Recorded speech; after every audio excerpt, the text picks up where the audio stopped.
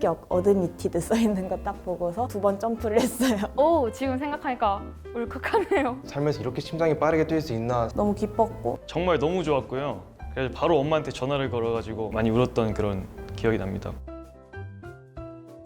저의 합격 이유는 전공적 합성을 잘 드러낼 수 있는 생기부 덕분이라고 생각합니다. 수학, 과학 성적은 항상 정교권을 유지하도록 노력했었고 학교에서 추진하는 다양한 활동들과 직접 인공지능을 만들어 보는 등 컴퓨터 공학이나 전기전자 쪽에 관련된 다양한 활동들을 많이 참여해 왔습니다. 저는 면접으로 합격한 사람이 아닐까 싶은데요. 포병이라는 꿈이 있었기 때문에 우리나라 자주포 K9이라고 하면 다들 아실 텐데 그것에 대해서 달달달달 외워가서 그 면접관 앞에서 자신감 있게 말씀을 드렸더니 매우 흐뭇해하시는 걸 제 눈으로 직접 목격을 했고 아, 이건 됐다.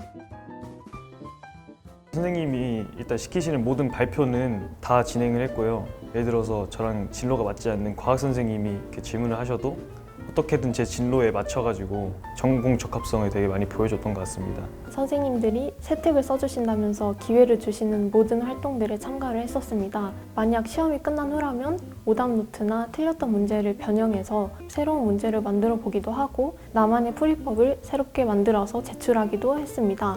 또 진로와 관련된 과목들은 독서 활동과 연계를 해서 보고서를 작성하기도 했습니다. 진로 희망과 미래 사회를 연결지어서 연구할 것을 권장하고 싶습니다.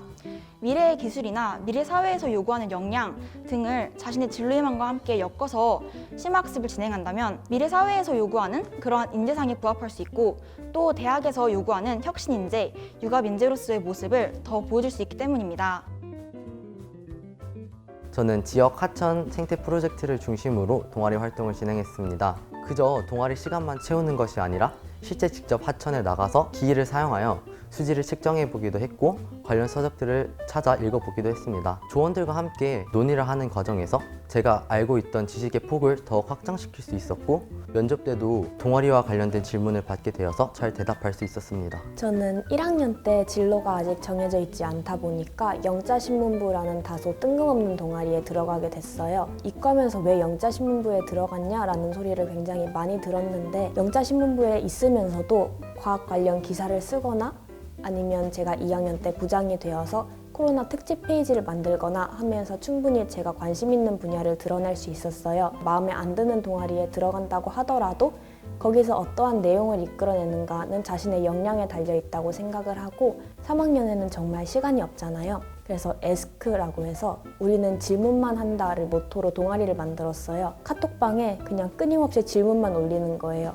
좀 학문적인 항히스타민제의 원리는 어떻게 되는가 그런 것부터 뱀파이어의 원리는 무엇일까 그런 질문까지 다양하게 올라왔는데 그 질문들을 나중에 가지고 몇 개를 골라서 동아리원들끼리 탐구 활동을 해서 자율이나 진로란에 실기도 하고 그런 동아리를 만들어서 생기부를 채우는 아이디어도 좋은 것 같습니다.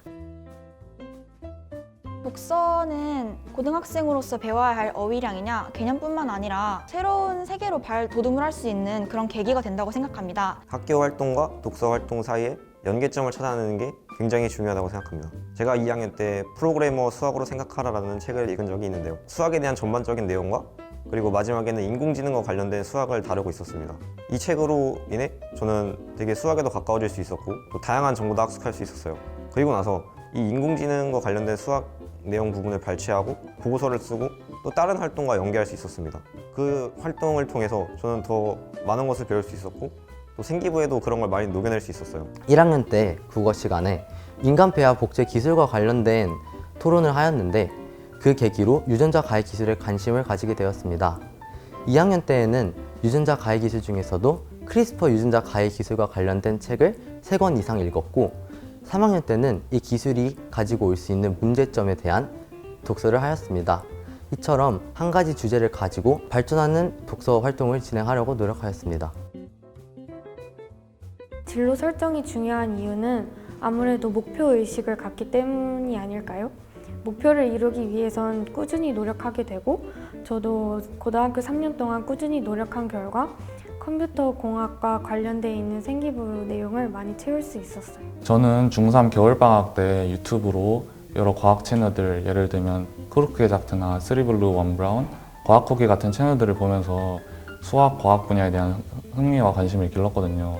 이런 식으로 저는 여러분들이 학생부 종합전형을 염두에 두고 있다면 어서 빨리 자신의 관심 분야를 정하고 앞으로 여러분들의 학교 생활에 여러분들의 관심 분야를 잘 녹일 수 있으면 좋겠다고 생각을 합니다. 진로 설정 자체가 일단 제 자신만의 목표를 만드는 것이라고 생각을 하는데 그 목표를 수립하여서 한 방향성으로 가던 아니면은 중간에 전환을 하는 그런 계기가 되던 간에 상관없이 제 자신을 움직이게 하는 하나의 원동력이 된다고 생각해요. 저의 역량을 정말 제한된 글자 안에 드러내는 게 매우 중요하다고 생각을 했어요. 표현할 수 있는 말은 당연히 무궁무진할 테지만 그것에 적합한 단어와 적합한 개념을 쓰는 것이 가장 중요하다고 생각합니다. 그리고 자소서를 쓸 때 꼭 명심해야 되는 것은 다 면접에 나올 수 있다는 생각을 가지고 쓰는 게 중요하다고 생각을 해요. 이건 진짜 내가 겪은 일이고 한 일입니다를 강조하는 동시에 동기나 아니면 느낀 점을 가지고 생기부나 자소서 내용이랑 잘 엮어서 진로와 관련성이 있다는 걸 드러내는 약간 사실에 기반하되 100% 진실하게 쓰지는 않는 그런 자소서 작성 방법이 도움이 됐던 것 같아요. 자기소개서를 쓸 때는 활동이 주가 되지 않고 활동을 하면서 느낀 점이나 깨달음을 중심으로 적는 게 이 자기소개서를 쓸 때 자신만의 스토리를 표출하기는 딱인 것 같습니다. 저의 열정을 보여주는 게 가장 중요하다고 생각했습니다. 그 대학교의 특색을 알아보고 교수님이 어떤 논문을 쓰셨는지 그리고 그 대학교가 어떤 교육 환경을 조성하고 있는지를 잘 알고 있다면 이 학교에 가고자 하는 열정도 무조건 생길 것이고 코로나 정책 관련 이슈가 면접에 나왔었어요. 제가 정책 연구가가 아니니까 매우 고차원적인 대답을 바라지는 않을 거다라고 생각을 했고 실제로 교수님이 질문하시면서 어쩌면 이거는 너무 능력치를 벗어나는 질문일 수도 있는데 하고 질문을 하셨어요. 그래서 저도 맘 편하게 그럼 제가 평소에 생각한 것대로 대답을 드리자면 하면서 이런저런 대답을 했거든요. 교수님은 어차피 나를 떨어뜨리기 위해서가 아니라 나에게 도움을 주시기 위해서 나를 붙여주시기 위해서 존재를 하는 거다라고 생각을 하고 평소 생각들 이야기하는 것이 긴장 안 하고 면접을 하는데 도움이 됐던 것 같아요. 제 생기부를 객관적으로 분석해 볼 수 있어서 수시 원서를 쓰는데 너무 큰 도움이 되었고 학생부에 대해서 정말 면밀히 진단을 해주고 어떤 부분이 제가 부족한지 제대로 진단을 해줬기 때문에 제가 종합보다는 교과적인 측면에 적합하다는 걸 알게 되었고 그 결과 4개의 교과와 2개의 종합을 써서 총 5개에 합격을 했습니다. 취하된 데이터를 기반으로 정말 많은 학생들이 정보를 제공해주고 있기 때문에 저희가 결정적으로 딱 마음을 굳히는 데 가장 큰 키포인트가 된 것 같습니다. 자소서 컨설팅을 받았었는데 소재를 찾는 것부터 어떻게 써야 하는지도 되게 오랫동안 1대1로 알려주셔서 좋은 소재를 잘 골라서 자소서에 쓸 수 있었던 것 같고 잘 쓴 자소서들의 예시를 많이 보여주시면서 각각의 좋은 특징을 알려주신 게 많이 도움이 되었습니다.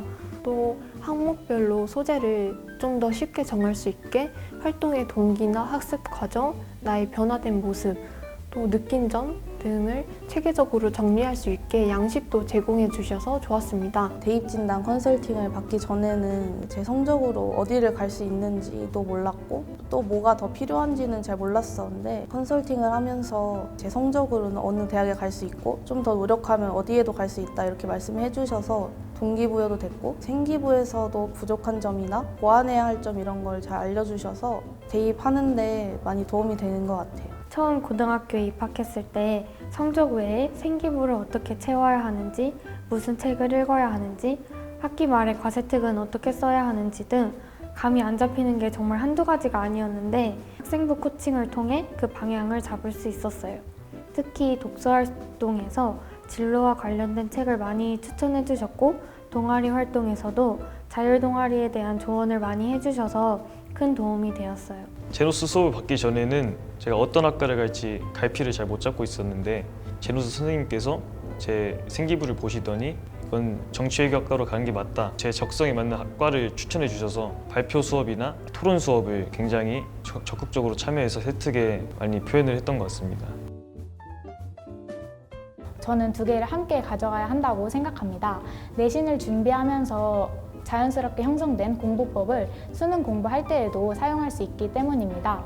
내신 공부를 할 때 끈기 없이 포기를 했던 친구들이 과연 오랫동안 수능 공부를 할 수 있을지 저는 의문점이 듭니다. 따라서 여러분들은 수시와 정시를 모두 챙기시는 방향으로 공부를 하셨으면 좋겠습니다. 하나를 포기하고 하나에 올인하기보다는 같이 병행하는 게 좋다고 생각을 합니다.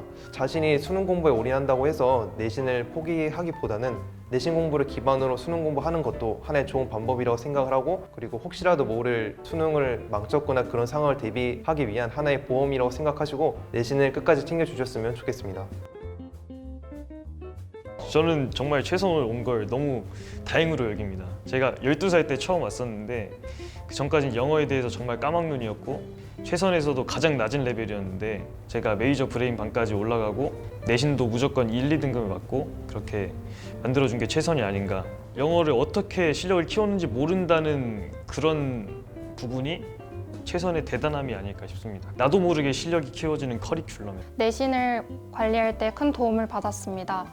선생님들께서 학생들을 꾸준히 케어해 주시고 시험 범위에 해당되는 부분들을 정말 꼼꼼하게 분석해 주셔서 그것만 봐도 일단 도움이 되고, 그리고 그 수업 중간중간에 문제들을 많이 나눠주시기 때문에 시간이 지나도 그 지문의 내용을 까먹지 않도록 도와주십니다. 출판사가 같은 학교들의 기출문제를 시험 전까지 계속 주셔가지고 완벽하게 내신 관리를 할 수 있었습니다. 열정적으로 항상 수업해 주시고 먼저 친근하게 다가와 주시고 열심히 응원해 주시는 선생님들 덕분에 성적 관리를 꾸준하게 할 수 있었던 것 같습니다. 고등학교 들어오면은 꼭 롤 끊으세요. 롤을 끊으면 정말 시간 관리가 정말 잘 됩니다. 인생의 손해를 안 볼 수 있어요. 진짜 긍정적인 생각을 가지고 어떻게든 잘 되겠지라고 생각하면서 끝까지 공부하시길 바랍니다. 끝까지 포기하지 말고 화이팅! 중학교 3학년 때 담임 선생님께서 저에게 이런 말씀을 해주셨습니다. 헛되이 보내지 않은 오늘이 모여서 헛되이 보내지 않은 인생이 되길 바란다. 이렇게 말씀을 해주셨어요. 저는 그 말을 여러분들에게 돌려드리고 싶습니다. 정말 잠깐은 포기하고 싶겠지만 헛되이 보내지 않은 오늘 하루가 모여서 헛되이 보내지 않은 대입 준비 기간과 결과를 가져올 수 있었으면 좋겠습니다. 응원합니다. 마지막까지 열심히 노력하셨으면 좋겠습니다. 항상 화이팅 하세요. 화이팅! DYB 화이팅! 화이팅! 화이팅! DYB 화이팅! 입시전략연구소 화이팅! 화이팅! 입시전략연구소 화이팅! DIB 화이팅!